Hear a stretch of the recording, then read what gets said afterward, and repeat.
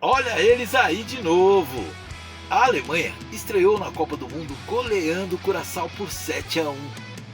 Esse placar ativa um gatilho mental de puro trauma no torcedor brasileiro.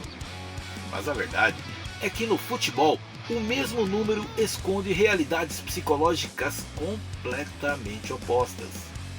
Qual é a diferença entre um 7-1 que destrói o orgulho de um país intitulado como o país do futebol, com 5 títulos mundiais, jogadores milionários e um povo apaixonado por futebol, e do outro lado, um 7-1 que vira motivo de orgulho nacional para um país estreante em Copas? É esse choque que a gente vai analisar hoje no História Entra em Campo.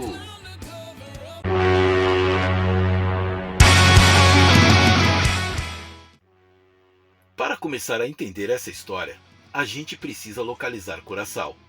Estamos falando de uma pequena e paradisíaca ilha no sul do Mar do Caribe, bem pertinho da costa da Venezuela. Se você nunca ouviu falar do país, talvez já viu a exportação mais famosa deles. Aquele licor azul claro, o Blue Curaçao, usado em drinks no mundo inteiro. Curaçao vive essencialmente do turismo. É um verdadeiro cartão postal, famoso pelas suas belas praias com tons inacreditáveis de azul, barreiras de corais perfeitas para mergulho e aquela orla de Willemstad, a capital, cheia de casinhas coloridas em estilo holandês, que são patrimônio da humanidade. O país inteiro tem pouco mais de 150 mil habitantes, ou seja, a população inteira de Curaçao cabe no máximo dentro de 2 Maracanãs lotados. É o menor país em população a disputar uma Copa do Mundo em toda a história. E como esse paraíso turístico chegou à Copa? O esporte número 1 da ilha sempre foi o beisebol, mas o futebol virou uma febre recente.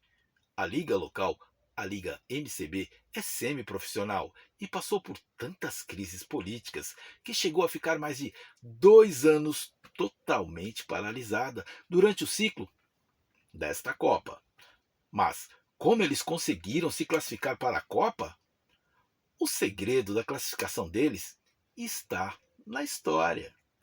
Como a ilha foi colônia da Holanda, houve uma enorme migração. Para você ter uma ideia, dos 26 convocados para o Mundial, 25 deles nasceram na Holanda. Eles são filhos de curaçaoenses que cresceram na Europa e escolheram defender a ilha. O único nascido de fato em Curaçao é o atacante Tahith Chong, que joga na Inglaterra. Isso, isso gera um choque de realidades absurdas no vestiário.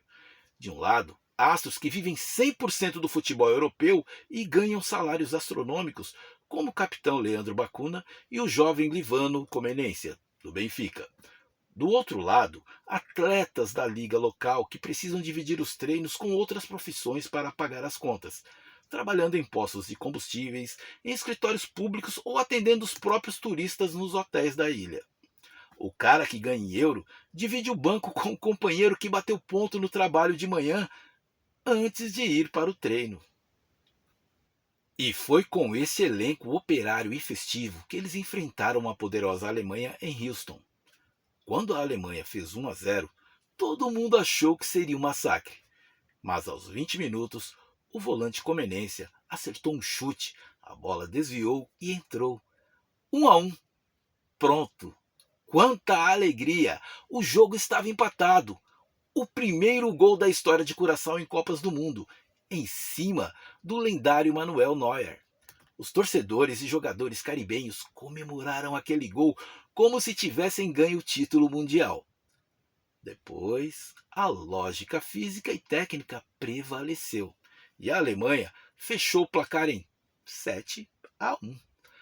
Mas repare na diferença ao apito final. Os jogadores de Curaçao sorriam, trocavam camisas e os torcedores aplaudiam seus jogadores como heróis.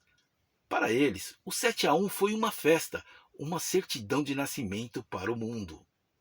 Agora puxe na memória o nosso 7-1 em 2014.